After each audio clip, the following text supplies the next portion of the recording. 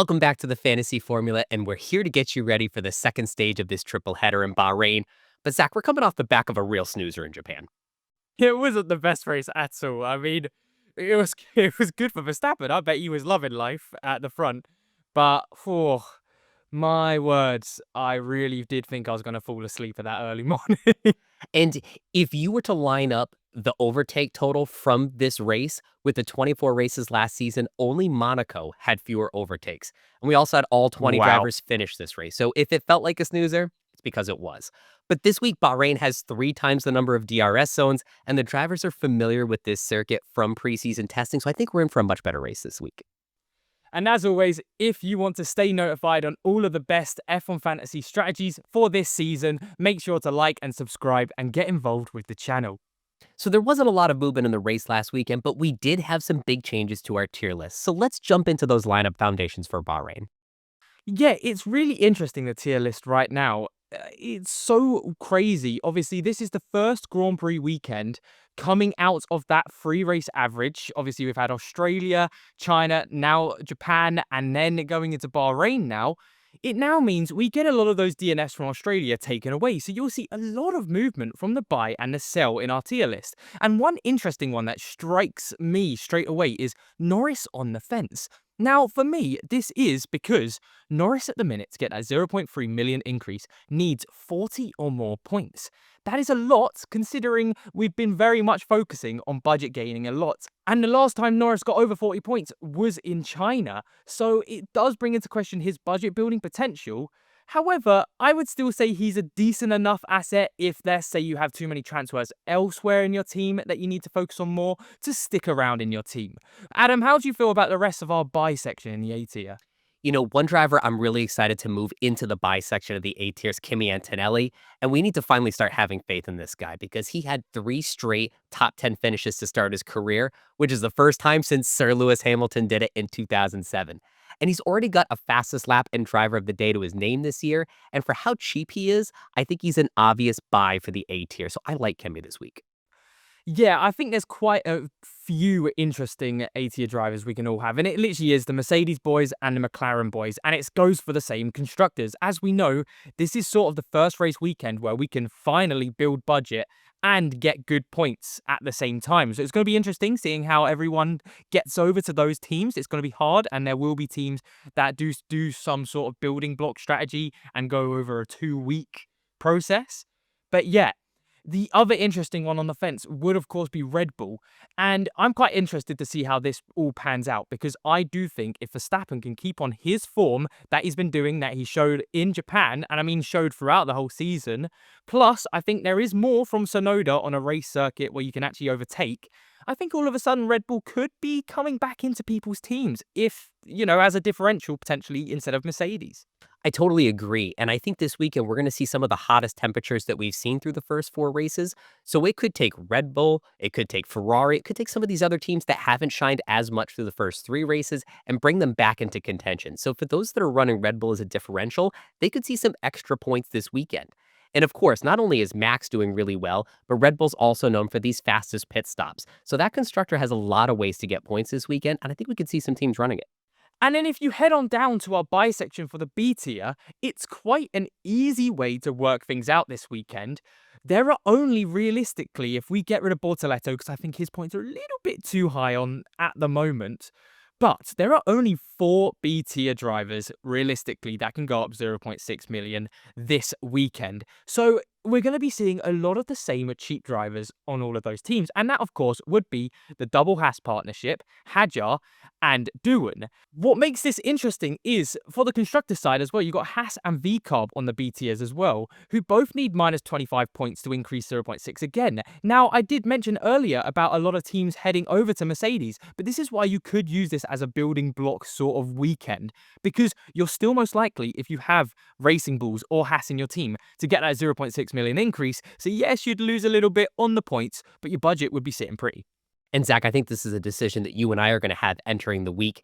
I don't think we can quite get to the new metal lineup without taking up to a minus 20 penalty, which is steep, but the points upside's there with Mercedes, or we could stick with a budget builder, keep our Haas constructor for one more week. So I think a lot of teams are going to be in that same limbo as us. And what's so great about these four B tier drivers that are all scheduled to go up in price this week is that we can afford them all. As long as we have one A tier driver, these four B tier drivers, and two constructors, we could have all seven assets going up in price in our team with a good price floor this week. So a lot of really good options for us in Bahrain.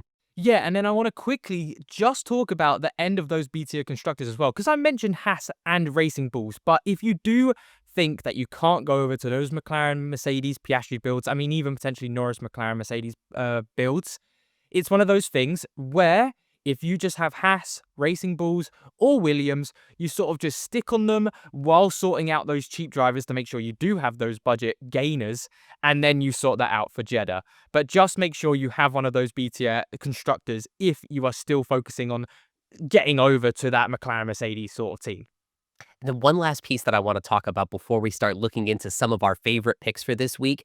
Yuki Tsunoda got his driver of the day in his Red Bull debut last week, but I just can't see him justifying that high cost anytime soon. So for me, he's a sell, and I get him out of our teams for the near future.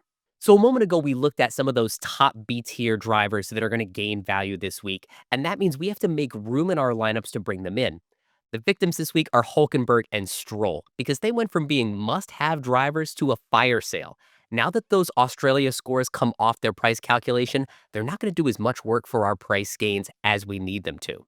At this point, Hulkenberg needs 26 points for another max price Ooh. gain. Stroll needs 17 points for a max price gain, but they combined for just 3 points in Japan last week. So for me, they're both very big sells. Yeah, I think it's got to that point where their price is overinflated. Stroll at 9.9 and Hulkenberg at 7.8. We leave this gravy train, get back on it when they've had those decreases and they can go up in budget again. Our friend Rob coined the term stroller coaster, and now it's time for us to get off the ride before it crashes with us on it. And three B tier drivers that really do stick out would have to be Hadjar, Doohan, and Bortoleto because they are the biggest winners in this whole getting rid of the Australia points from their names into everyone's team. If you had told me in China I would be eyeing up Doohan because he looks good, I think I would have thought you were crazy. But I'll get on to Doohan in a second. What I really want to talk about is Isaac Hadjar. 4.5 million. We've found that minimum threshold that a price can be in F1 Fantasy. They can't go lower than 4.5 million. So if you did get our DNF, guess what? You're not going to get any negative points. So it's almost like a risk-free move going over to Hadjar. And Zach, I think Isaac Hadjar is going to be the most important asset in the game this week because not only is he super cheap, not only can he not go any lower than that, he only needs -2 points to get the maximum of 0.6 million price gain. So this advantage of Hadjar being at the floor is only going to happen for this week, assuming that price goes up. So I would grab him now while he's so valuable. Yeah, because Doohan, he's in a similar position to Hadjar and Bortoleto on the price gaining position. But obviously with him being at 5.4, if he does get a DNF, we've still got that issue of him going down.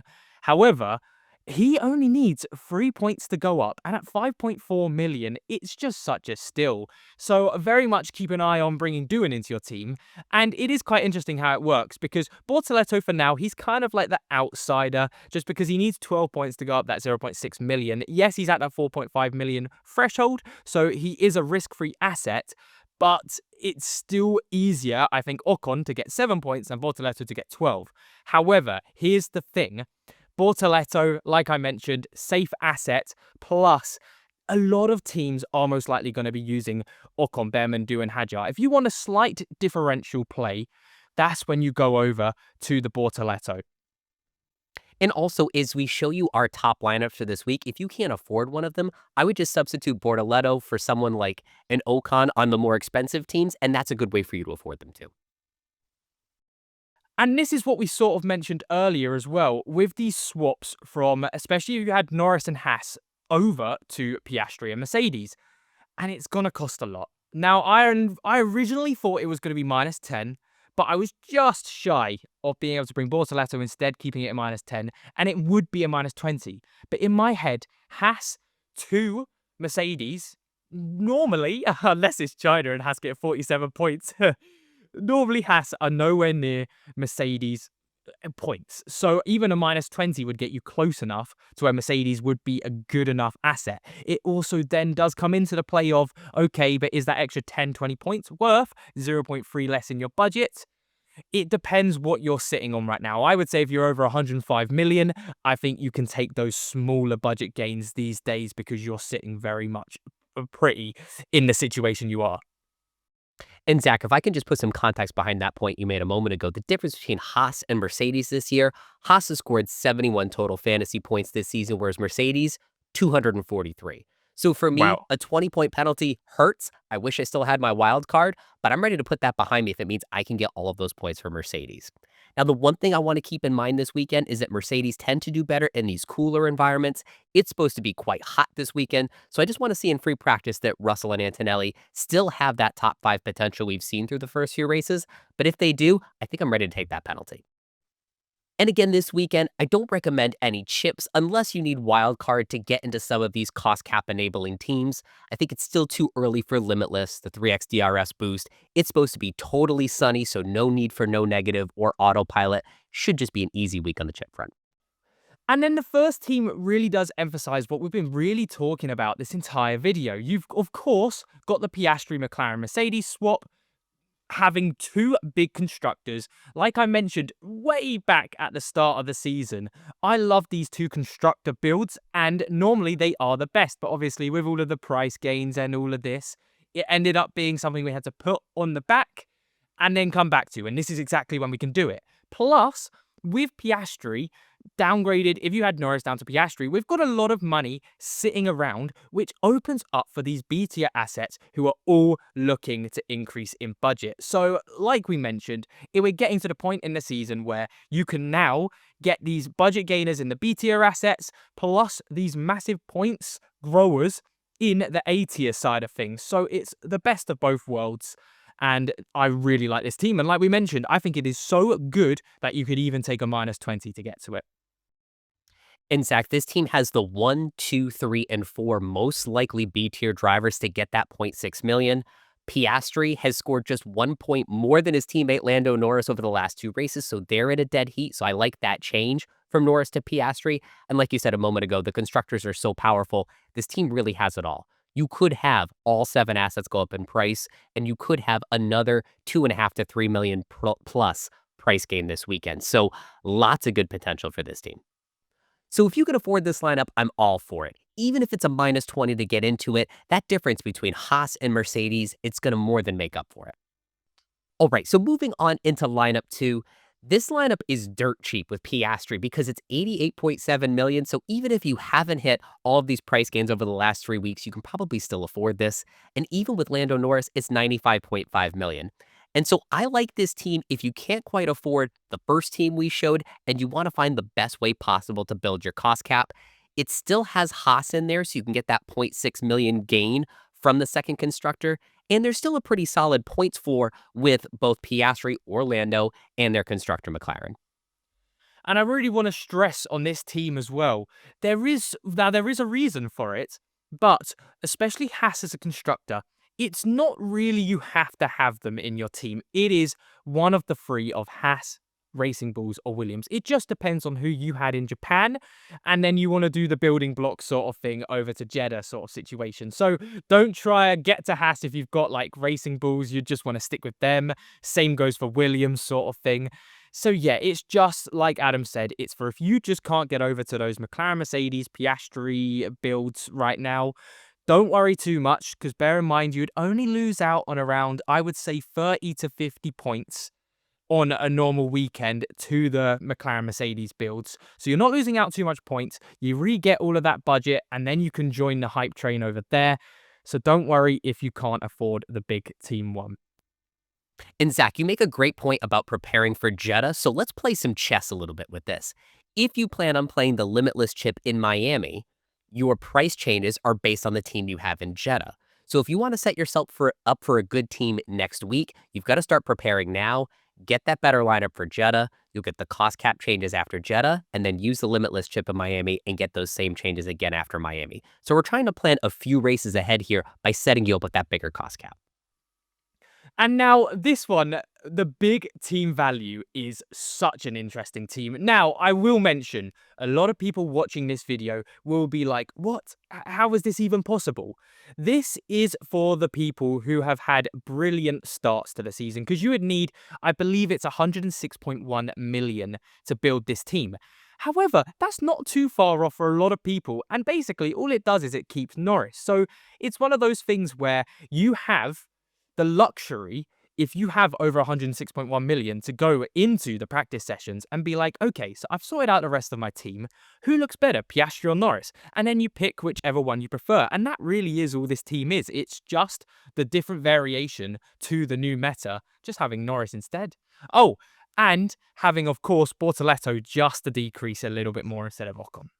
And for this team, I like Lando because he's more likely to get fastest lap and driver of the day than Piastri, even though they're pretty evenly matched in terms of race pace. And this is, to me, a preview of why we're focusing so much on cost cap growth this early in the year, because as you can take these little steps up in your lineup, you can start making bigger and bigger gains against everybody else in your league. So we're trying to build cost cap as quickly and as early as possible. Now let's move on to our fan amp picks. And Zach, look who's P1 this week. Finally made Oh my my comeback. gosh. I've got to say, don't I believe this is correct? Is this the first weekend that is got you on top? Yes, and I can't wait to show Terry.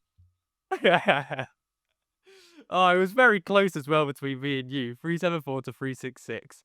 But yeah, I'm loving doing these predictions at the minute. And for anyone who wants to get involved, head over to the FanAmp app website, make your predictions over there. It's really good fun. You can obviously get involved with me, Terry, Adam.